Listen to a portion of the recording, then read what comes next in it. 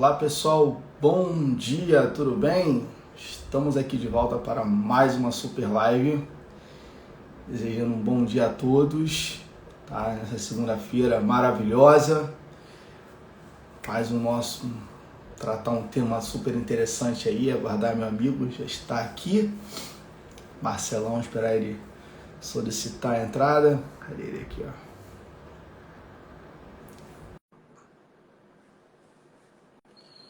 Cadê meu amigo Marcelo? E aí, Léo? Fala, tudo bom? Tudo bem? Demorou a conectar aqui, cara. Isso aqui que houve, atrasou 2 minutinhos aqui, internet. Foi. E aí? Boa Bom? Páscoa, garoto. Também me ensinou, tá? Boa Páscoa aí as crianças, pra você, pra Dona Maria. Beijo a todos, tá? E saudade de você, né? A gente fala quase todo dia, né? Então, Temos que sofremos juntos, mas tudo bem. a gente sofre junto, né? Não sei falar por quê, mas a gente sofre junto. Mas é isso, né? Obrigado aí pelo carinho, pelo companheirismo aí de toda segunda, né? Eu tô até meio sensibilizado essa semana porque alguns amigos aí, alguns se recuperando, outros internando, né? E a gente brinca aqui, mas né, essa questão tá muito séria ainda, né? Enfim. Você vai achar estranho que eu vou falar, mas eu fiquei muito emocionado com a morte do Agnaldo Timóteo. Também. O Timóteo, não sei se você sabe, eu participava com ele do programa de debates populares às sextas-feiras na Rádio Nacional. Eu fiquei sabendo pela tua postagem. Eu vi a postagem. E o Timóteo era o meu maior antagonista. Então a gente brigava pra caramba no ar. Foi um cara, eu garoto, quase que recém-formado, 26 anos, 27 anos, né? E ele, cara, já experiente, já das antigas, me ensinou muito a postura na rádio, a como você se portar quando alguém se coloca de forma contrária. E era um doce quando a gente desligava o microfone. Fazia questão de vir apertar minha mão, parabenizar e etc. Era um doce. Então foi uma perda. Não tinha contato com ele há muitos anos, mas é uma perda que eu senti bastante. Oi, tá vendo agora? Agora estou te vendo. Tinha Foi. sumido até os comentários aqui. Não sei. Cara, Léo, a gente realmente. podia abrir para botar pergunta aí para as pessoas responderem, né? Pode colocar Paty, aí. você é um anjo, Paty, um amor da minha vida. A morte dele foi um cara assim, musicalmente não era o meu preferido, assim, até porque não é da minha geração, mas assim, por conta das letras eram fortes, né? Mas eu cresci ouvindo, né? Até pela minha mãe, minha avó via bastante, meu tio via bastante, minha avó, minha mãe. Aliás, a minha avó via bastante, né? E você acaba ali de forma indireta absorvendo, né? E você sente, né? Tem como você sente, né? As pessoas. É o ciclo natural da vida, né? Eu falo para as pessoas, é muito difícil lidar com a morte, né? Apesar de a gente saber que é a coisa mais natural que tem na vida, depois da vida o que mais certo tem é a morte, né? Então, mas é difícil lidar com isso, né? Muito difícil lidar com isso. Mas, apesar de que a gente cresce sabendo, né, e tal, né? Enfim, mas é isso. Então, Marcelo, vamos conversar aqui. A gente está numa pegada aqui, né? Marcelo, eu vi que o Instagram agora, né? Não sei se eu sou muito atrasado, muito lerdo, se você já tinha também percebido isso. O Instagram agora permite fazer lives com mais de 2 pessoas, né? Live com mais de 2 pessoas. Eu sou muito lerdo, eu não tinha percebido isso até outro dia. Não me pergunta como faz, porque eu não sei fazer, mas eu sei que permite. Eu acho que dá você adicionar. Eu acho que vale a gente um dia chamar mais uma pessoa aqui. Eu pensei até na nossa amiga, né, que fala sobre autismo, né? Esse dia foi Dia Mundial, né? Comemora e tal. Vou chamar ela. Ué, chama, ela tá aí, eu acho, ela entrou. Na semana, a gente marcar um dia com ela. O que você acha? Ela vai topar, eu acho, né? Eu acho que não vai recusar esse convite, não. Que aí seria uma coisa interessante, né? Que ela já conversa comigo, com você separado, né? Se a gente puder fazer isso em trio aqui, vai ser maneiro, né? Eu acho que vai ficar bem legal. Então, você sabe, Léo, eu não gosto de gente, né? Acho que você já sabe. Mas as redes sociais me fizeram ter contato com pessoas que eu nunca teria pessoalmente e que me dão muita alegria, né? E eu posso dizer que você é uma delas e a doutora Mayra também. Ou Maíra, né? Desculpa a entonação. Eu nunca sei. Acho que é É Maíra. Maíra, o acento é no I. Maíra. Então, é uma pessoa que eu gosto muito, tem como referência em direito das pessoas autistas, me mostrou um caminho, um mundo que eu desconhecia, né? Comecei a carregar essa bandeira, falo de vez em quando sobre isso, dou pitaco, peço a opinião dela, pergunto o que eu estou errando, porque é assim que a gente aprende, gente. Reconhecer nossas limitações, as nossas incompetências é o que nos torna competentes. Então, às vezes eu falo bobagem. E aí vem a doutora Maíra, vai lá e fala, não, Marcelo, você tem que abordar de tal forma, não sei o quê. E ela vem consertando as bobagens que eu falo de uma forma delicada, de uma forma humilde, de uma forma simples. Eu agradeço muito. Acho que também aconteceu com você, né, Léo? Sim. Cara, ela foi uma experiência, assim, da mesma forma. Eu já sou um pouco o contrário de você, né? Eu gosto, né? Gosto do fervo, né? Eu gosto de ter essa questão, né? Quem me conhece pessoalmente sabe. Mas a vida sempre apresenta assim, pessoas que a gente jamais ia conhecer. Você foi uma pessoa que eu jamais ia conseguir conhecer através da Cláudia, né? Das redes sociais e tal, do Cristiano. E ela veio também, né? Veio a Revoca através de você, né? Veio já no pacote Marcelo. E, cara, ela foi uma experiência, assim, foi uma das melhores experiências de 2020, né? Porque ela me emocionou muito, porque na live que eu fiz com ela, assim, além de aprender sobre esse assunto que eu não sabia nada, continuo sabendo nada, sei um pouquinho menos que nada, né? Aliás, um pouquinho mais do que, mais ou menos do que nada, não sei nem qual a forma que eu vou expressar assim corretamente. E o filho dela apareceu na live, né? Apareceu na live, ele falou meu nome, cara. Assim, ela falou que ele quase não fala, né? E ele, Léo, cara, aquilo ali me quebrou, velho. Aquilo ali me deixou de norteada. Acho que ele ouviu ela falando bastante, né? Ele repetiu, cara. E ela falou seu nome, eu falei, caraca, aquilo ali me deixou de norteado, cara. De norteado. Então, assim, pra mim, só aquilo ali valeu o 2020 todo, sabe? Só de ter falado meu nome, ela falou que ele quase não. Ele é muito, como é que é o nome? Introspectivo, né? Não sei se é essa a palavra. Muito tímido, né? Ele não falava muito, só isso aí valeu bastante, né? Então, enfim, são experiências que a gente sempre começa a live contando experiências antigas, né? Que acho que vale até pra galera chegando também, familiarizando com a gente, né? É isso. E, tem uma coisa. A gente tem seguido uma trilogia aí, não, trilogia não, uma série sobre de família, falou sobre alimentos, né? Guarda, tal, divórcio, lá. E hoje fala de execução, né, Marcelo? Então, hoje eu vou deixar você muito bem à vontade, cara, para comentar sobre isso. Eu peço que as pessoas abram, né, as perguntas, né, aquela caixinha de perguntas que vocês têm aqui, né, se vocês abrirem aí que o Marcelo vai responder, que vocês têm, tá? E, sabe, será todas as dúvidas possíveis e imagináveis sobre a execução, tá, galera? Fiquem à vontade. Marcelo, tenho com você. Vamos começar pelo início, né? Tá?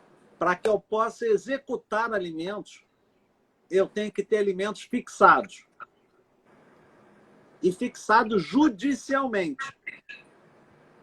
Só existe uma possibilidade de execução de alimentos que não se dá de forma judicial, que é aquela entre cônjuges firmado na escritura pública de divórcio ou de separação. Lembra naquelas condições quando não têm filhos incapazes, quando estão presentes todos os requisitos na companhia de um advogado, eles vão ao cartório e fazem uma escritura pública de dissolução de união estável, partilha de patrimônio, pode botar tudo ali, e fixam alimentos. Quando o legislador trouxe essa possibilidade de fixar alimentos dessa forma, entrou em conflito com o Código de Processo Civil de 73, porque a execução no Código de Processo Civil de 73 era só judicial e extrajudicial, era só judicial, desculpa.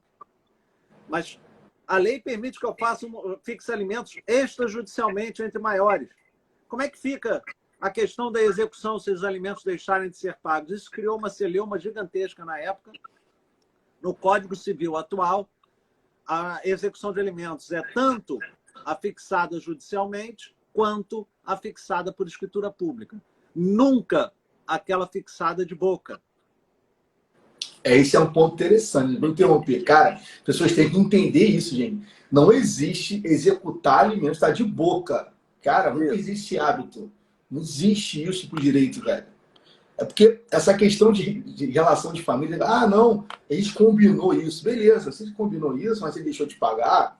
Para você poder executar, né? Vamos botar aqui no popular, né, Marcelo? Pedir a prisão, né? Para que ele venha a cumprir, né? Que é isso que no final a gente quer forçar o cara a cumprir só através do juiz fixando, tá? É isso. Então, é importante que se entenda, tenha isso em mente primeiro. A pensão tem que ser fixada. Léo, é importante que a gente distingua dever de obrigação. Esse é o ponto nodal. Dever de obrigação. O artigo 1694 traz quem tem dever de prestar alimentos ao outro. Dever. Eu tenho o dever de prestar alimentos ao meu pai e ao meu filho. Meu filho tem o dever de prestar alimentos a mim. Mas existe a obrigação? Não, a obrigação só existe quando fixada pelo juiz. E eu só posso executar a obrigação. Eu não posso executar o dever.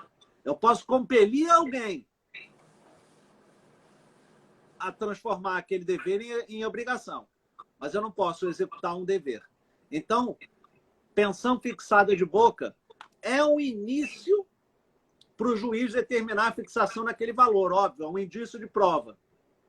Mas ela não pode ser executada se a pessoa deixar de pagar. E uma das estratégias, Léo, que a gente vê muito lá no escritório é o seguinte: o casal se separa, o homem, em geral, paga alimentos para os filhos que estão com a mulher, e aí começa pagando, sei lá, 10 mil reais. 6 meses depois, reduz de 10 para 8. 3 meses depois, reduz de 8 para 6. E aí vão reduzindo. Quando a mulher entra em desespero e procura o escritório, eu falo, você tinha que ter me procurado lá nos 10 mil, né?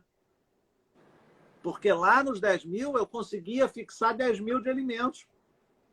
Agora ele vai falar que te paga 5, que sempre te pagou 5, que você aceita 5 e que 5 supre as despesas dos filhos. Então, esse é um ponto que tem que chamar a atenção. Quando o alimento é de boca, tem sempre essa queda gradativa. Isso é uma estratégia. Tem sempre essa queda gradativa. Respondendo a pergunta que fizeram aqui, eu só posso cobrar os retroativos se fixados por juiz. Fixados ou provisoriamente ou definitivamente.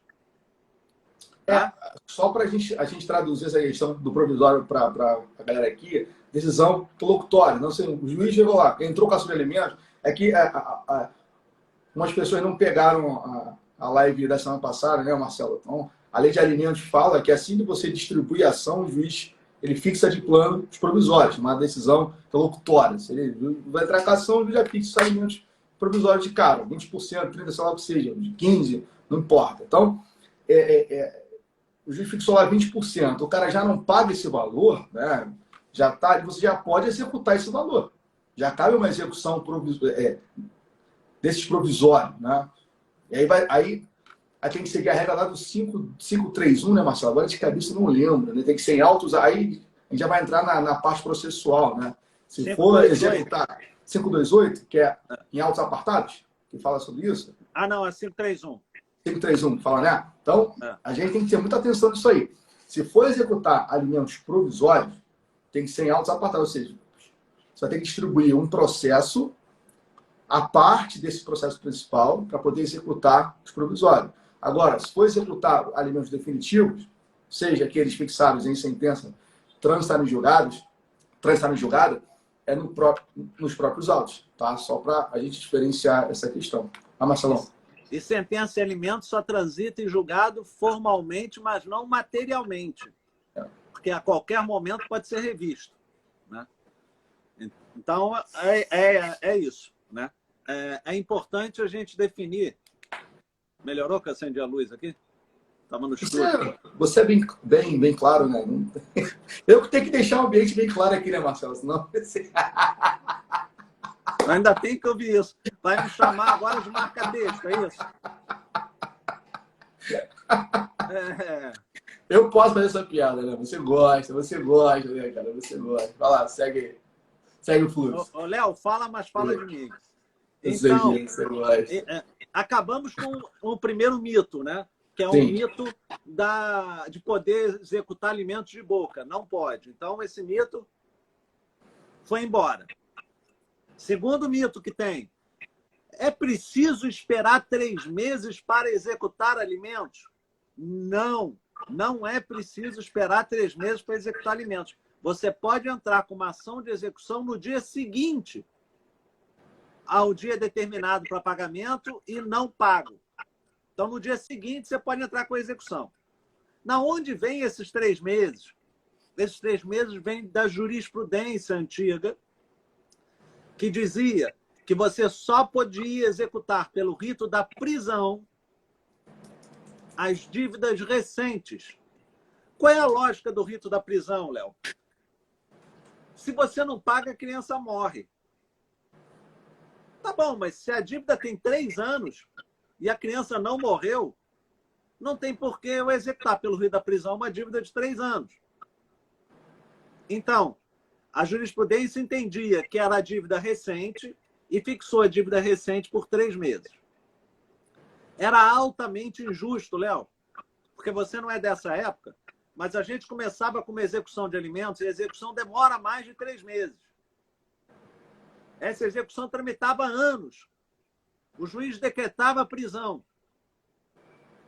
O executado entrava com habeas corpus e limitava a dívida dele aos últimos 3 meses. Pagava os últimos 3 meses, ficava livre. Você tinha que converter aquela execução do rito da prisão para o rito da penhora. Hoje isso não é mais possível. Ingressou no Código de Processo Civil de 2015 tudo aquilo que a jurisprudência tratava antes. Então, pelo rito da prisão, eu posso executar os últimos 3 meses, mas as parcelas que se vencerem no curso da execução se incorporam a ela. Então, fazer demorar um processo de execução para o executado hoje não é bom negócio. Não é bom negócio por quê? Porque ele não é preso só pelos 3 meses. Se o processo dura 1 ano, ele fica preso para pagar 15 meses. Vamos colocar em termos práticos isso, Marcelo. Você colocou, é importantíssimo. Você tocou em um ponto sensível. Vamos colocar aqui, o cara é preso hoje por uma dívida... A gente está em abril, né? A gente está em abril. Vamos supor que ele foi preso por março. Ele está devendo março. Não, ele foi executado por março. Para ser preso, março. Venceu março. Tá? Aí vamos supor que saiu o mandado de prisão dele em maio. Esse ano. Então tem março, abril, maio. E aí ele foi preso em junho. Março, abril, maio, junho.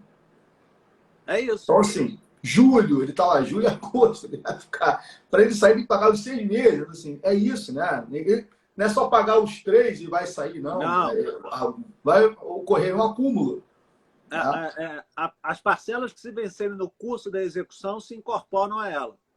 Se ele for preso só daqui a 10 meses, por isso, essas obrigação 10 de parcelas... trato, vai ficar. É obrigação de trato sucessivo, né? É aquilo que a gente chama de obrigação de trato sucessivo. Agora, tem uma questão importante aí, só pontuar que você falou, que as pessoas não sabem que teve essa mudança, né? Elas acham que tem que esperar vencer 3 meses, e o pai usa isso a seu favor. O pai acha, não, o que o cara faz? Ele espera, ele deixa 2 meses vencerem, antes de chegar ao terceiro ele paga 1. Ele fica nessa sacanagem, né?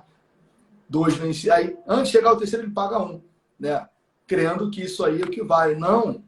Né? 1 mês vencido, venceu, no dia seguinte do vencimento você pode executar. Não tem essa história que tem que esperar 3 meses. Pelo amor de Deus. tá? O que o Marcelo está falando agora para você aqui, gente, isso é uma aula, sabe? Isso vale ouro, sabe? Para levar para a vida, tá? Vai, Marcelo. E tem uma questão importante também, com relação à execução, que os juros são de 1% ao mês. Essa é a melhor aplicação financeira que existe, sem risco. Se alguém te deve, os juros mensais da dívida são de 1%. São um valor astronômico. Então, eliminamos esses mitos, né? Como é que funciona, Léo? Funciona assim. Você vai procurar um advogado, ou seu advogado, ou a Defensoria Pública, dizendo: o juiz fixou alimentos para o meu filho e o pai não paga há 2 anos. O advogado vai ter que fazer 2 execuções. Por que 2 execuções, Marcelo? Porque se ele fizer uma só, o rito não pode ser o da prisão, que é mais célere. Ele tem que fazer uma execução dos últimos 3 meses, pelo rito da prisão, e uma execução pelos últimos 2 anos e 9 meses, que é pelo rito da penhora. Eu falei 3 anos, não foi? Foi. 2 anos e 9 meses pelo rito da penhora. Tá? Então, são 2 execuções diferentes. A execução pelo rito da prisão é uma execução mais célere. O que acontece com a execução mais célere? O juiz manda citar e intimar o executado.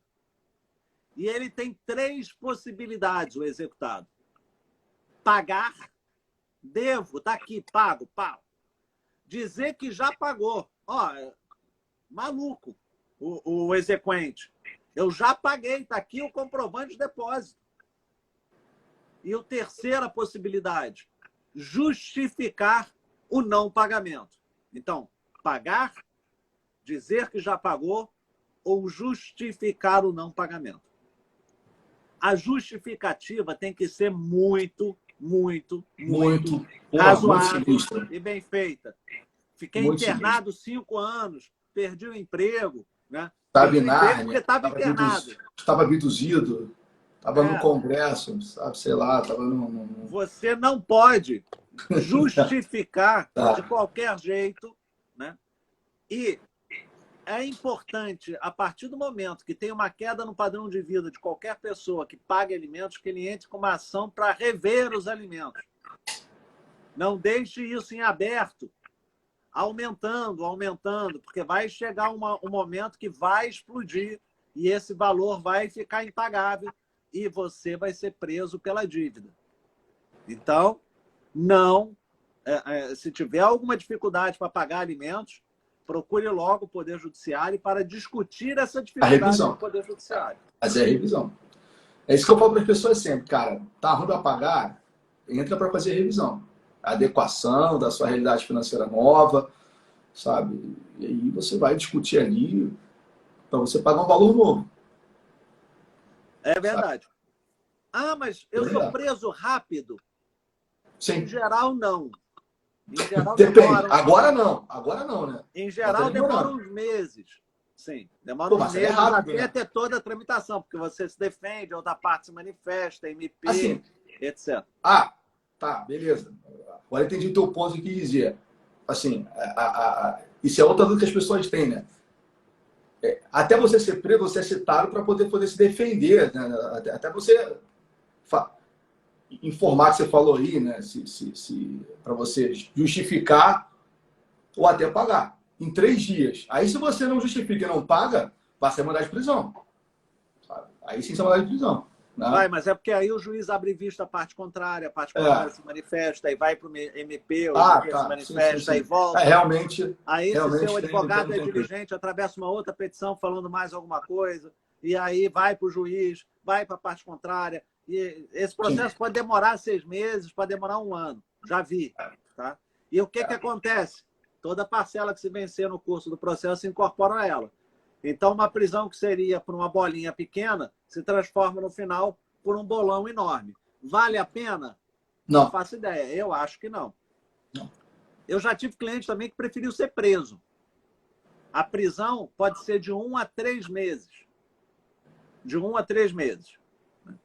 Eu tive cliente que preferiu ser preso. Ah, e com a prisão, a dívida acaba? Não. A dívida não acaba. Você só não pode mais ser preso por aquela dívida.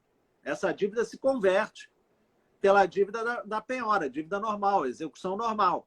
Se você tiver algum bem em seu nome, você vai perder esse bem para pagar a dívida. Isso aí é outro mito, tá? Só bota mais um mito aí. A pessoa acha que com a prisão a dívida acaba. Assim, Não, paguei não a dívida acaba. alimentar. Foi preso, a dívida acabou. Não. Simplesmente você foi punido, você sofreu uma punição que você não pagou, mas a dívida permanece. Até porque não foi cumprido o objetivo dela, que é alimentar a criança. Certo? Então a dívida permanece. Você pode ter seus bens penhorados, mas a dívida permanece. Você só não pode ser preso. Vamos supor que seja lá janeiro, fevereiro e março, se você foi preso. Você não pode ser preso de novo por janeiro, fevereiro e março. Você pode ser preso por abril, maio e junho. Né? Você pode ser preso de novo por abril, maio e junho. Né? Então, você pode ser preso por 9 meses, de novo por 90 dias. Né? Isso que é outra dúvida que as pessoas podem ter. Ah, eu posso ser preso de novo? Pode, por 9 meses que você não venha pagar. Sem ser aqueles anteriores. Né? Concorda? Certo? Concordo, não tenho dúvida. Não tenho dúvida. Se ele não tiver bens no nome dele, Luciene, vai ficar com esse valor lá em aberto até prescrever. Né? Agora, lembrem que não corre prescrição contra incapaz. Então, a dívida devida a filho não prescreve enquanto o filho for menor de idade. Ela só começa a contar o prazo da prescrição quando ele atinge a maioridade. E qual seria o prazo de prescrição de alimentos? 2 anos. Os alimentos prescrevem em 2 anos. Tá?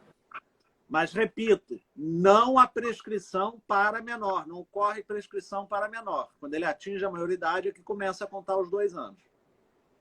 Certo, professor Leonardo? Pô, não vou discordar de você. O novo CPC trouxe algumas inovações, Léo. Trouxe algumas inovações. Por exemplo, o juiz hoje deve negativar o devedor. Eles não fazem isso. Mas o CPC fala que deve ser negativado. Eu sempre peço e o juiz nunca negativa. 1517, não é isso? Ah, esse está na cabeça, 1517. 517, né? 517. Proteste. É o 517 do CPC.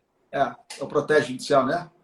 Então, o código fala... Posso ler o artigo? Pode, 528, parágrafo 1º. 528, parágrafo 1º. Caso executado, no prazo referido no caput, 3 dias, não efetue o pagamento, não prove que efetuou, ou não apresente a justificativa, aí as 3 opções que eu falei. O juiz mandará protestar o pronunciamento judicial aplicando-se no que couber o disposto no artigo 517. Ou seja, o juiz não é pode, deve. O verbo é muito claro. O juiz mandará protestar. Então, não é uma opção. Não é uma opção. Eu não estou conseguindo ler as perguntas, mas depois você me faz um resumo aí, por favor, Léo. Tá, então... a questão aqui é o seguinte. Até quando tem que pagar a pensão? A gente discutiu aqui na live anterior. Né?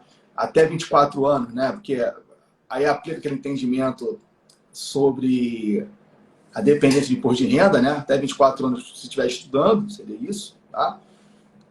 Seria o máximo aí de uma pensão objetiva, né? Fora aí, excepcionalmente, outras pensões acima dessa idade, mas caráter excepcional.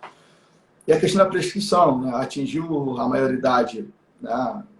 Pode, até 2 anos após completar a maioridade, começa a contar, né? É o prazo prescricional para requerer alimentos. Né? Você não confunda esse prazo prescricional de completar a maioridade com outros prazos prescricionais que correm, por exemplo, com relativamente incapazes. Né? A gente tem que dar uma olhada no código em relação a isso aí. Né? Responsabilidade civil, né? Enfim. Mas em relação a alimentos, né, tem essa questão do código, tá? Só para a gente ter essa questão bem pontuada aí para vocês, tá bom? Resumidamente, foi isso aí. Bom, tá. Então, o Léo já respondeu as perguntas. Filho maior cursando graduação corre prescrição se ele for maior de 18 anos. Tá? Essa extinção automática de 4 anos? Não. Isso é outro ponto também, outra questão. Falamos na live passada também. Mas é bom outro mito, né?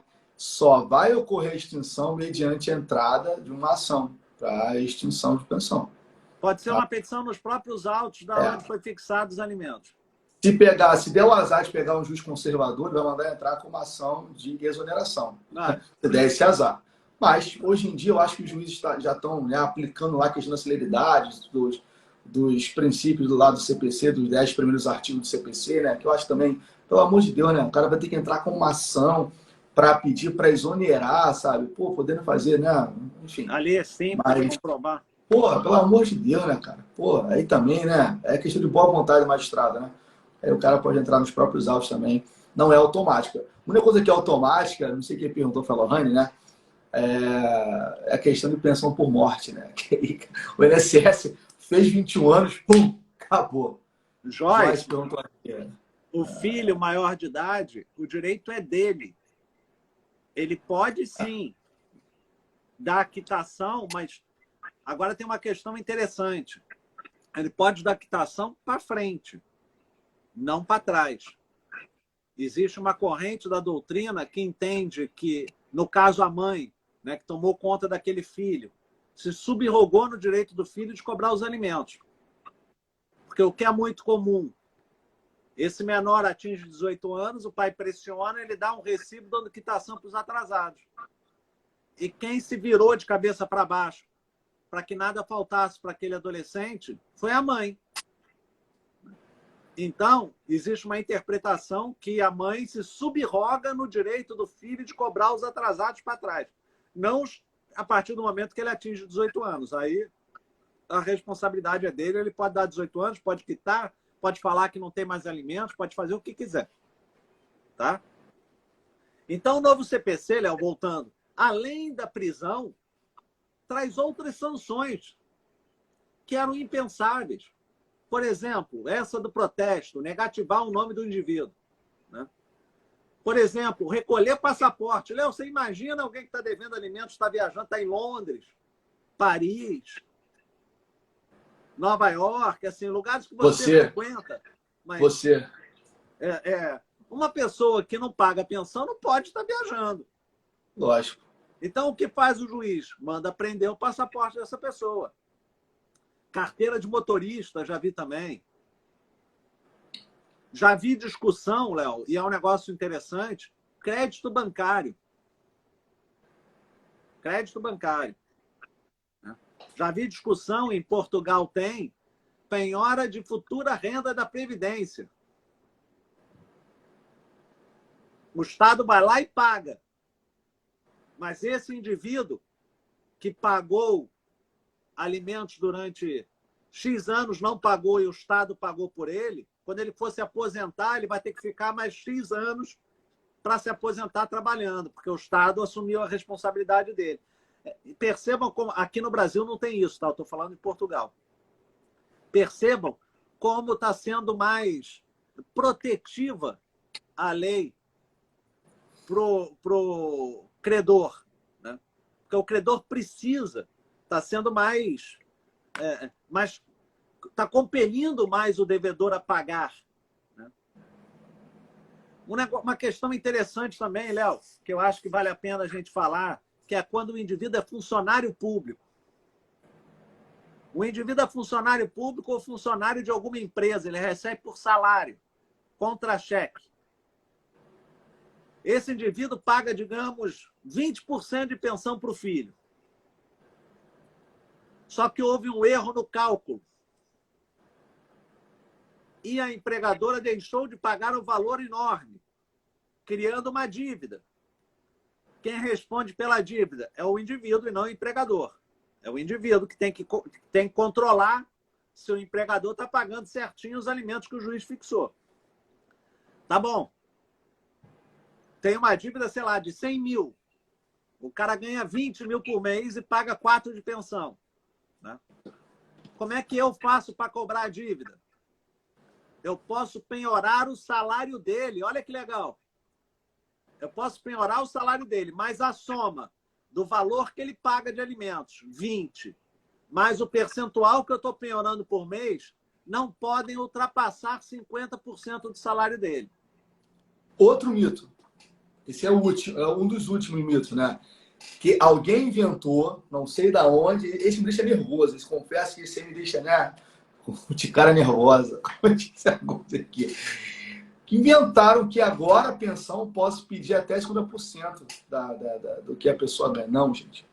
Só em caso de execução da pensão eu posso pedir, né, no somatório do devido mais o mensal, ou seja, o somatório do que já está vencido, mais o que vai vencer, esse somatório do vencido que vai vencer, não pode ultrapassar 50% dos ganhos de quem está pagando pensão. É isso. Em caso só de execução. Não é que eu possa entrar com uma ação de alimentos e pedir para que venha o devedor a pagar 50% dos seus ganhos. Não, só caso de execução. Que aí já tem um débito, sei lá, 10 mil reais de débito. Ele paga, ele ganha 2 mil por mês. Ele tem um débito de 10 mil para trás, execução. Ele paga 20%, né? Ele ganha 2 mil. Eu posso ver que ele pague por mês até R$1.000, 50%, que é o somatório do que ele paga mensalmente, lá 20%, 30%, mais parte do que ele paga ali daquele débito anterior, até para liquidar aquele débito anterior dele. Esse é o mito também que a gente precisa esclarecer aqui. A live vai ficar salva, tá, gente? Pelo amor de Deus. Léo, diga. O que está acontecendo agora em razão da pandemia? Os juízes que deveriam decretar a prisão em regime fechado numa área separada dos demais presos, eles estão decretando prisão domiciliar. Então, o indivíduo é preso em casa. Essa é a melhor fase para devedor, que fica junto de todo mundo que tem que estar preso em casa. Né? Então, nesse período agora da pandemia, a pensão, o decreto de prisão está sendo decreto de prisão domiciliar. Alex Fonseca, não. Depois dos 18 anos, a pensão não se encerra. Depois dos 18 anos, muda a forma de obrigação. Né? O que acontece é, como ele é maior de idade, o filho pode fazer um acordo com o pai, dizendo que não quer que pague daquela forma, quer que pague de outra. Né? O acordo Renato é feito direto. Esse cara que perguntou abaixo aí, que tem um filho de 17, né? É meu amigo pessoal. Renato, ele tem um filho de 17, vamos ver aqui. 17 anos, sabe quanto tempo tem que estar para a pensão no final? De atrasado, eu teria que pagar. Renato, tem que ver assim, teoricamente, até teu filho, se teu filho estiver estudando até 24 anos, até 24, né? Se você estiver estudando, se não, até 18. Tá? Ou até quando ele terminar os estudos, né? Dele. Tá? Mas depois eu converso com você. Você tem contato comigo direto, eu tiro essas dúvidas no pessoal, beleza? Renato, e os atrasados, em tese, a mãe se subroga e vai te cobrar. Pode cobrar, exatamente. Tá. O Igor perguntou aqui. Responde aí, Marcelão, do Igor. Alimentos gravídicos pelo rito da prisão. Ô, Igor, eu tenho uma visão completamente diferente com relação a alimentos gravídicos. Eu vou falar uma coisa para você, mas você não fala para ninguém. Não, só para 80 pessoas que estão na live aqui. Cliente meu não paga. Né? Por que isso? Porque dificilmente a mulher sabe que está grávida no primeiro mês. Dificilmente. Sim. Então, ela vai saber da gravidez lá com...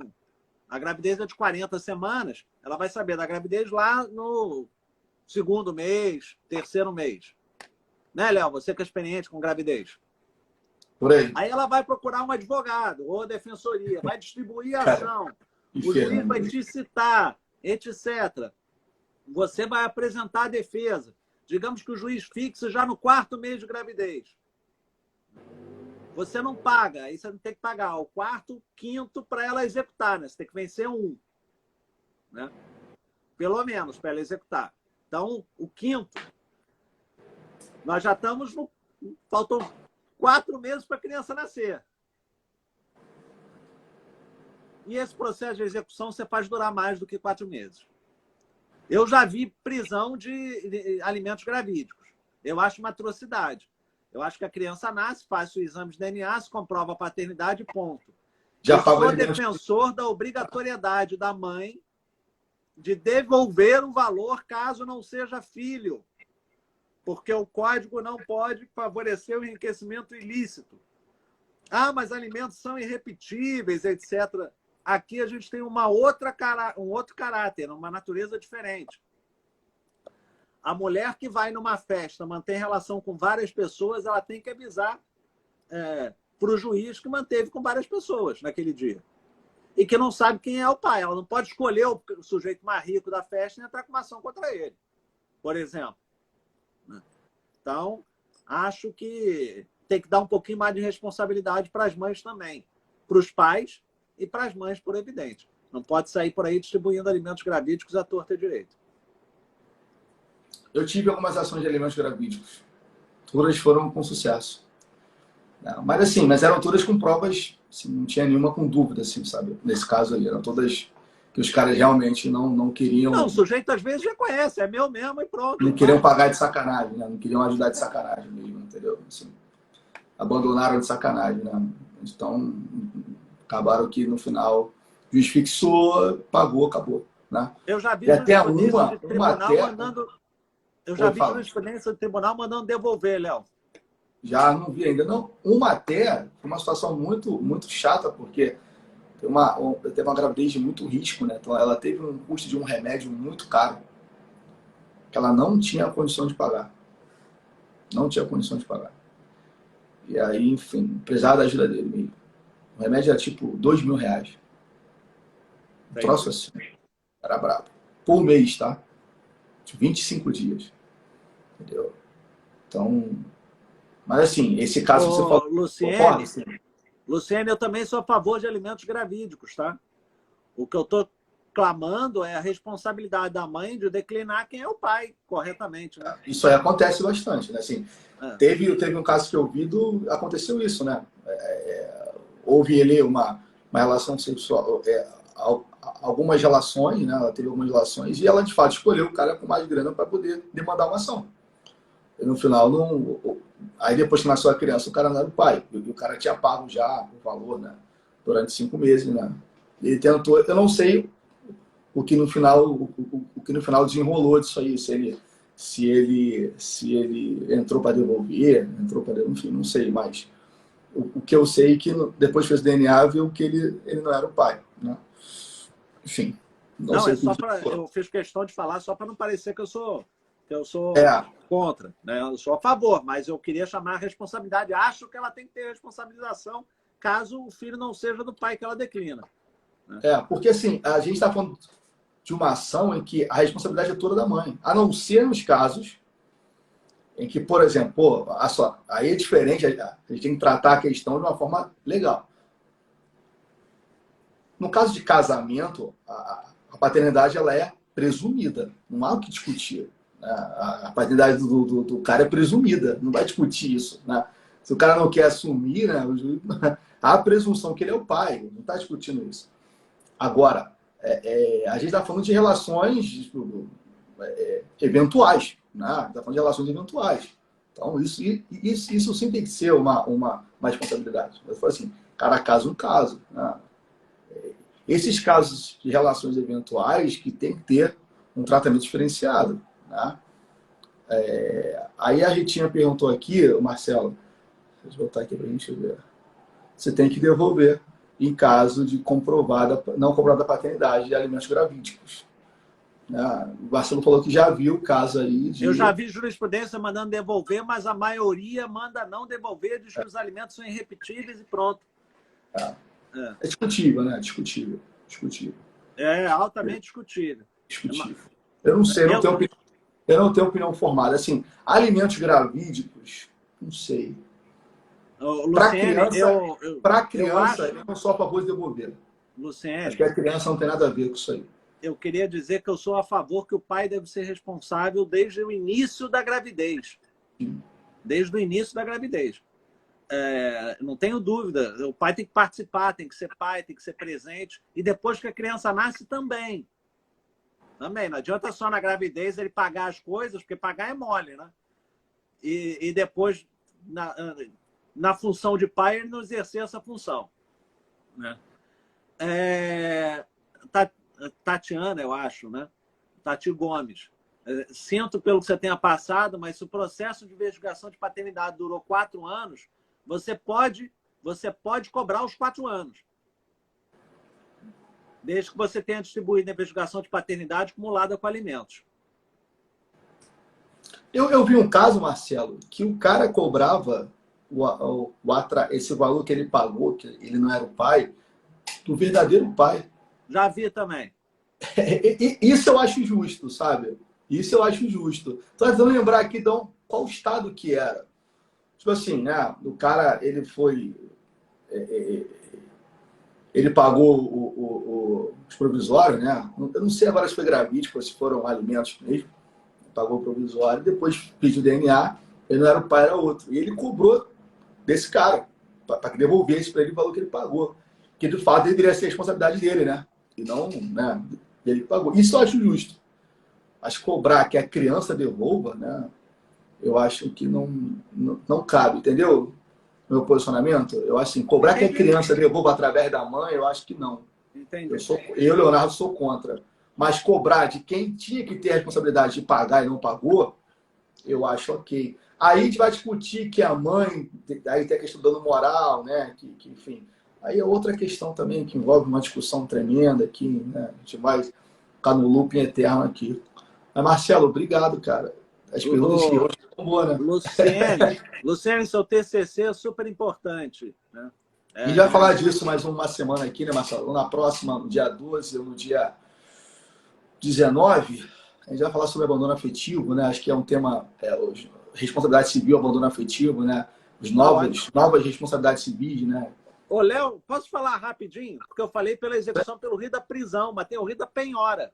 Pode falar, tem tempo ainda. Então, se a execução for de mais de 3 meses para trás, ou se o exequente quiser também, não quero prender meu pai, faz uma execução pelo rio da penhora, né?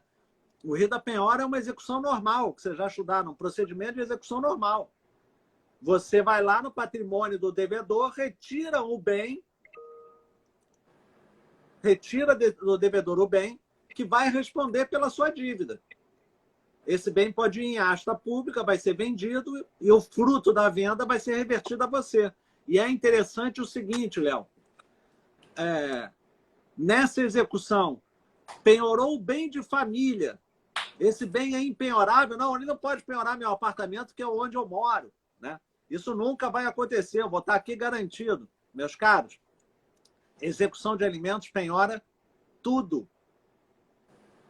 Não pode fazer a exceção da impenhorabilidade do bem de família. Nesse caso, o bem de família pode ser penhorado para responder pela dívida, em razão da necessidade premente daqueles valores para a sobrevivência dos filhos ou da ex-mulher.